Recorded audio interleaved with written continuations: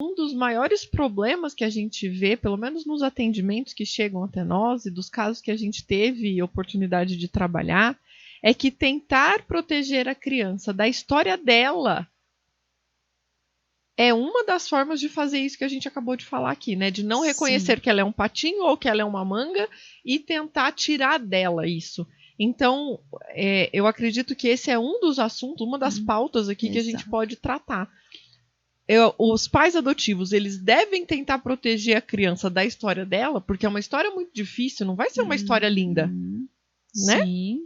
Não é uma história lá igual de que a gente vê lá na Bíblia, né? A história de Moisés, que a mãe colocou no cesto e o cesto foi, e depois a própria mãe amamentou. É uma história até bonita, né? Se a gente for ver assim. Sim. Mas normalmente as histórias não são assim, né? Não são essas. E aí, o que a gente tem para dizer a respeito disso? Tentar proteger as crianças da sua própria história.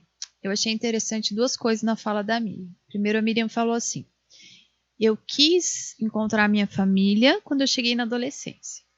A adolescência, ela está muito ligada com a identidade, né? Na adolescência que o jovem começa a querer romper com aquele sistema dele, vir para uma individuação e dizer: agora eu sou um indivíduo, que eu venho daqui, eu trago isso da minha casa, mas eu vim dali à minha maneira. Eu sou esse indivíduo e eu vou caminhar assim na vida.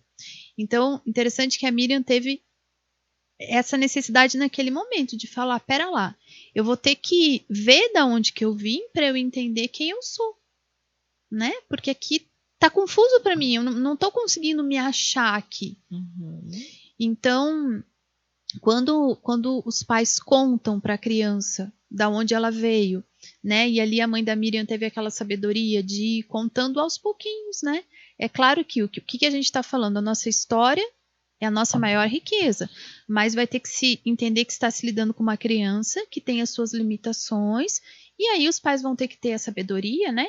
O pai e a mãe ali adotivo, de ir entregando para a criança de acordo com o que ela consegue digerir, o que ela consegue assentar, o que está compatível com a idade dela, né? Então, quando você vai trazendo isso para a criança aos poucos, aquilo vai se acomodando. E aí é natural que chegue uma hora e ela diga: eu quero ir até lá ver, eu quero conhecer, porque ela precisa disso para saber quem ela é. Sim. Para concluir a fase dela de individuação. Né? E lembrando que isso que você descreveu, né, que a Miriam, então, com 12 anos, falou: não, eu preciso ir lá ver da onde eu vim para saber quem eu sou. Gente, isso não foi feito pensado, a Miriam não pensou nisso.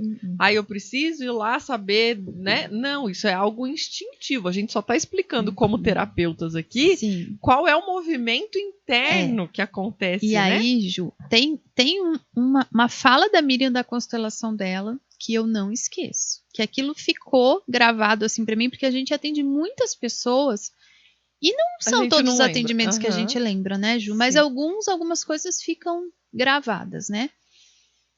É sobre exatamente isso que você falou. Não é uma coisa que a criança sente. Na sistêmica, a gente vê que a gente tem dentro de nós um pertencimento aos nossos. Nós somos ligados e não é consciente, mas na nossa alma nós temos uma ligação com os nossos, né?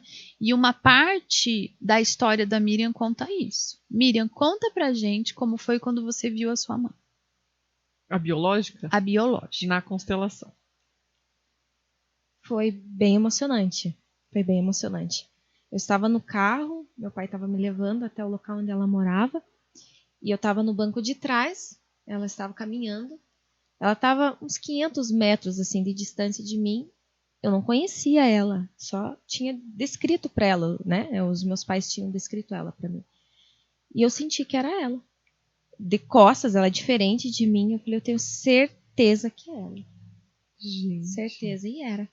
E quando ela me viu, ela caiu, literalmente ela caiu. Ela me viu, ela falou: minha filha, meu Deus do céu. Ela ficou nervosa, e meu pai falou: calma, a gente veio conversar, você pode conversar? Ela falou: posso. Então, assim, realmente aquela energia, é uma atração genética ali, a gente sabia quem era quem ali. Foi desse jeito. As pessoas se pertencem, né? Não tem como excluir isso. Essa ligação é muito forte. É muito forte. Não se pode privar uma criança disso, né? Sim. É muito forte mesmo. Bom, então, ok. O que uma família, então... Vamos supor que tem uma família que está assistindo a gente aqui que passa por essa situação. Que ela adotou e ela não contou para essa criança. Ou ela tenta poupar a criança da história dela. A gente não está dizendo aqui também que é para chegar para a criança e falar assim, ó, porque você foi abusada, porque você era queimada, porque existem essas histórias, né? Eu mesmo já peguei casos, né, que a criança era abusada, era queimada, era torturada, era... Não é isso que a gente está falando aqui, né?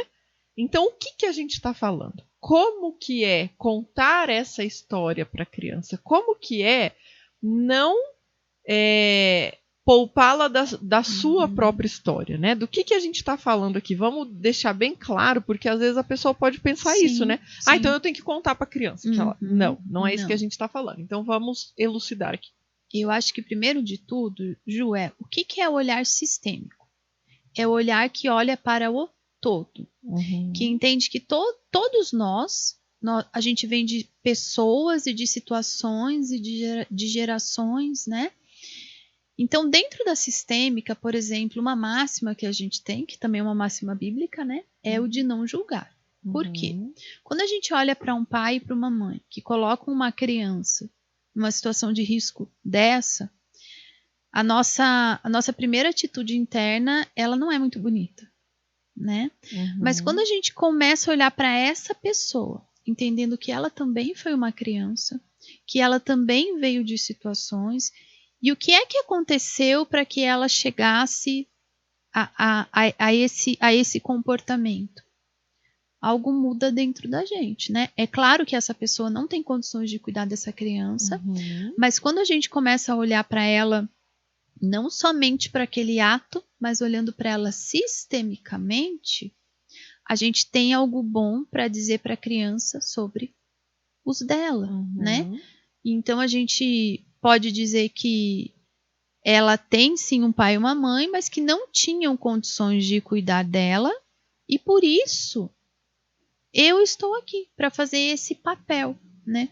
Então, se colocar para a criança como alguém que está ali amorosamente desempenhando uma função de pai ou de mãe, e aí é importante a gente falar sobre isso também, né, Ju? Que ser pai e mãe é uma função. Sim, mas vou finalizar esse raciocínio antes. Tá, então, a gente se colocar para a criança nessa postura, olha, eu estou aqui para desempenhar uma função que o seu pai e a sua mãe não puderam, né? Porque eles, né, vêm de uma história, e não tiveram essas condições. Mas você tem o seu pai e a sua mãe, e eu olho para eles com respeito.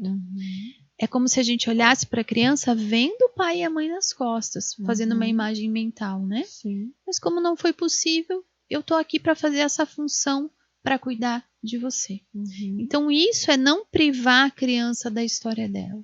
É ela saber que ela tem um pai e uma mãe perfeitos e incomuns, que por conta da história são naquele momento incapazes de olhar por ela, mas que esse homem e essa mulher, mesmo apesar de tantas tragédias, geraram essa criança. Sim.